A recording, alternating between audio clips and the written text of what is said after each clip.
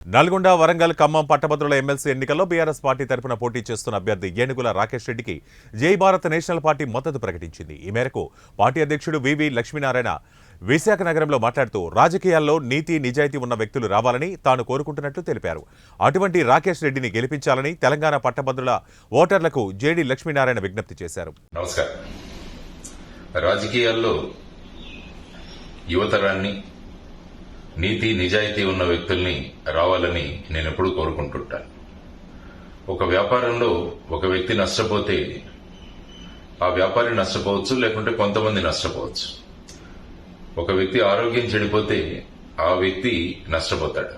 కానీ రాజకీయాల్లోకి మోసగాళ్లు, స్వార్థపరులు, అవినీతితో కూడిన వాళ్లు వస్తే మొత్తం సమాజమే నష్టమవుతుంది. అందువల్ల మనకు కావాల్సింది సమాజం కోసం నిలబడి పనిచేసే నాయకులు, అది కూడా యువతరం చాలా ముఖ్యం. ఉమ్మడి ఖమ్మం, వరంగల్, నల్గొండ జిల్లాలో పట్టభద్రుల అభ్యర్థిగా గ్రాడ్యుయేట్ కాన్స్టిట్యుయెన్సీలో నా మిత్రుడు, సుపరిచితుడు శ్రీ ఏనుగుల రాకేష్ రెడ్డి అభ్యర్థిగా పోటీ చేస్తున్నాడు.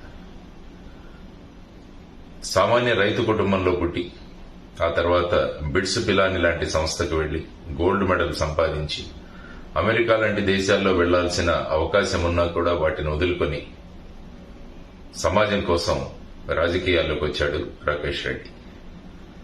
వరదల సమయంలో కానీ మిగతా అనేక సందర్భాలలో యువతరానికి ఉద్యోగాలు కల్పించడంలో ముందడుగు వేస్తూ సమాజానికి ఎంతో పాటుపడ్డాడు